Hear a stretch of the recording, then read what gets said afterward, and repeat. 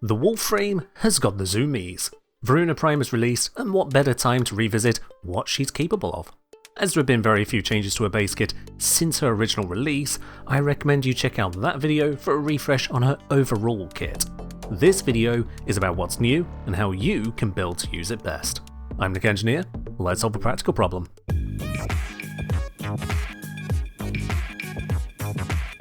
Would you like a Voruna Prime of your own? How about a Voruna Prime Access? The whole pack, accessories, plat, boosters and more included.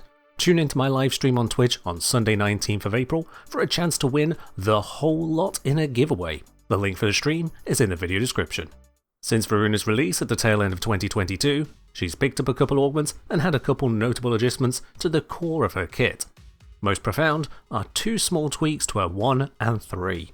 Prey of Dynar originally would set your critical chance and status chance on melee to 100% if either was lower. In an undocumented patch, this got changed to flat bonuses, applying similar to Calevo's Raffle Advance. While the bonuses are locked at 100%, effectively raising the critical tier of all melee attacks by 1 and guaranteeing an additional status proc with every hit, it's still a huge boon. As Prey of Dynar also confers a solid strength scaled critical damage bonus, every melee can benefit better than before from this.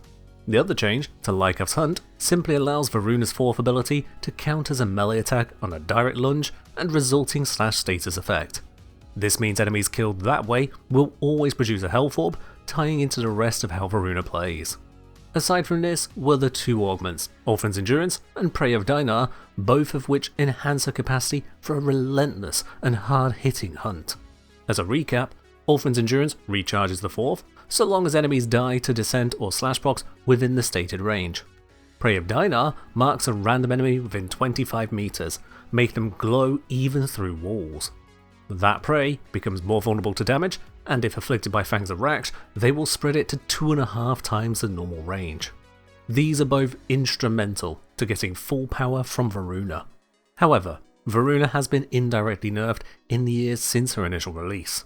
In my video in 2023 on Orphan's Endurance, I called out the damage capability of her 4th at full power and compared the slash proc to a level cap heavy gunner. Back then, the slash proc without viral modification was 416,500 damage per second with 200% strength. The level cap steel path heavy gunner I said had 805,000 health. So even such a heavy unit would be dead in 2 seconds, or 1 second if primed with viral. Come back to today, Voruna's damage on a 4 should be slightly higher at that same 200% strength. The slash proc would have a 42.5% chance of coming from an orange crit, a roughly 2 in 5 chance of 763,000 damage per second. Averaging crits, it'd be 564,000 damage per second. However, a level 9,999 steel path heavy gunner today does not have 805,000 health, it has 6.1 million. Now, I'm not saying you should be taking level cap as your go-to build goal. Level cap has never been the focus for this channel, but rather it shows you the sheer magnitude of the changes that happen to enemy health scaling. Slash procs that previously would have killed various armored units outright instead can take many seconds to tear them down. Procs where it already would have taken multiple ticks may not even be lethal without further support. This also applies to Voruna's Fangs of Raksh, making it weaker than it was in the past owing to armor removal being less important now. Heat procs, corrosive procs and slash procs all became less impactful than they used to be in high levels, and Voruna natively applies tons of these. But it's not all doom and gloom. You see, while we have had indirect losses, there are also indirect gains. New arcanes have been introduced which enable alternative build options, and Archon shards have gained new powers while becoming far more accessible. The most amazing of these are the Violet Archon shards and Arcane Impetus. Violet shards include an equilibrium effect, allowing us to use a couple shards to replace the equilibrium mod and still maintain a solid energy economy. Arcane Impetus grants 6% strength and 3% efficiency for each unique status effect applied by abilities. When stacked, any single status effect from an ability will maintain the whole stack, with a workable 20-second duration. Voruna can produce 13 unique status effects from Fangs of Raksh, meaning 39% efficiency and 78% strength for just doing what she already does. That is an incredible bonus to both energy economy and damage output. So let's take 3 well-invested approaches to Voruna in the modern era. Our first build is an update on the all-rounder setup from before, keeping a non-augmented approach. This leans into Voruna's orb generation to produce substantial armor via health conversion. Vitality and adaptation create the necessary buffer and damage reduction to further cement her health tank. Arcane Grace allows for passive health regeneration far above health orbs. As an extra layer of safety, Brief Respite provides shield gating on demand. This relies on using a couple Violet Shards for energy economy. If you cannot spare those, drop Augur Reach for equilibrium. Likewise, I use 2 Amber Shards for starting energy to allow Voruna to hit the ground running. If you make use of Xeneric or energy restores, you may skip that requirement. With this all-rounder, you can use Voruna's 1 for massive melee enhancement, her 2 for status priming and damage delivery, her 3 for restoration, and her 4 for either lunge attacks or to go full zoomies towards your next objective, with a 4's new speed boost built in. Remember that uncasting your 4 with unused charges refunds the energy cost, making it a free speed boost on demand. Otherwise, you can subsume out the 4 for a choice support tool from the many Helminth options. But we don't need to stick with the limits of old Voruna. Stepping into an augmented approach, we can go for a Prey of Dynar build. This uses a high range to apply far-reaching damage and status from marked targets. I strongly recommend not using enemy highlighting if you use Prey of Dynar. Instead, using a bright energy colour that stands out from your chosen mission. The energy colour will exclusively use your first energy channel, even though the prime effects use the second energy channel once formed.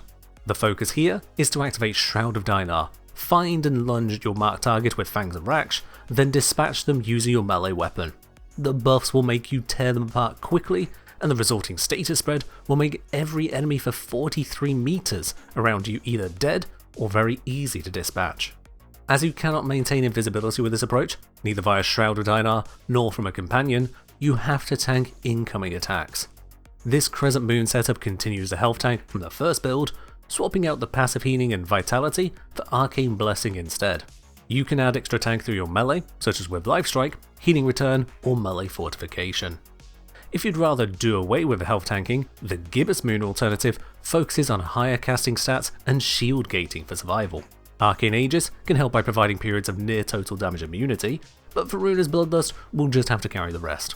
In rough situations, Shroud of Dynar gets you out of the fight just as quickly as it can get you in. Once again, this pair of builds rely on Violet Archon Shards. Drop either Archon Stretch or Augur Secrets for equilibrium if you do not have the shards to spare. Likewise again, 2 Amber Shards for a preparation effect on starting energy can be replaced by just modding in preparation over Cunning Drift. All of these builds assume normal melee is a core component of your attacks. With Shroud of Dynar providing both critical and status chance, you'll largely find it beneficial to mod for more critical damage and status damage, or focus on other aspects like range and attack speed. Condition Overload is extremely powerful on Voruna and is an absolute must-have for any melee she is wielding. Then finally, bringing in a double augment setup, we can go maximum wolf mode under the full moon. Unlike normal attacks, Ulfrin's Endurance does not end the invisibility period of Shroud of Dynar. This enables us to maintain the effect for the full duration. Prey of Dynar will select a new target immediately if the original one dies by any means, so long as a valid target is within range. A single cast can cover many targets this way. Further to it, Shroud of Dynar and Ulfrin's Descent lead to a staggeringly high damage bonus that is maintained by never running out of descent charges. You keep the 10 times damage bonus, you keep the built-up 42.5% critical chance, and you keep the 1.95 times critical multiplier, all while stacking it with a further 100% critical chance and up to 6.14 times extra critical multiplier from Dynar. In particular, if you land a set of slash procs with Fangs and Raksh, following it up with a strong hit from Ulfrin's Descent will amplify the slash spread through Prey of Dynar across the entire radius. This is more than just lunge nuke though. With the inclusion of the Mecha set, we can bring along another wolf-like entity in the form of a Predacite or Kubro. One of the serious weaknesses of the Mecha set is the difficulty of finding the marked target in time to apply useful damage and status to them. However, If you apply damaging status effects to just every enemy around you, you'll have to hit the marked target too by default. If that status spread was one of the weaker spreads, say you didn't proc slash or the prey died too soon, the Mecha marked target will still die quickly to it and reapply the status across the whole AoE, but even more powerfully. You'll be able to see in mission which status bomb is doing the work. If you see damage numbers, it was Raksh. If you only see ability colored status effects, it was Mecha. What you get is the potential to multiply the effectiveness of the status spreading without ever having to find the Mecha marked target. Those times you do come across them, you can also still pile the damage into them as normal. And should they be both Mecha marked and Dynar marked, death. Death happens everywhere. Now, unfortunately, this build does mean staying in Orphan's Descent constantly, an attack mode not well suited to killing some enemies like Acolytes. It can kill them, but it's not great at it. In the past, you would have had to exit Wolf mode and attack with more ordinary weapons. The Old Peace update has changed that. If you have access to a Tower on Strike, you can switch to your Operator or Drifter and cast the Tower on Strike, killing the Acolyte without having to surrender your Orphan's Descent bonus.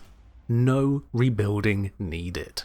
As a final note to the Prey of Dynar builds, you may be tempted to hard focus the marked enemies. It's what you're modding for after all, a marked vulnerable target. However, I found that spending more than a glance trying to find them slows down your kill rate. All you're actively getting from finding the marked target is an easier time killing one enemy and a wider range on the potentially powerful status spread. If you're in a cluster of enemies and none of them are marked, just Raksh and Descent one of them anyway. The base effect is still lethal, just in a smaller zone.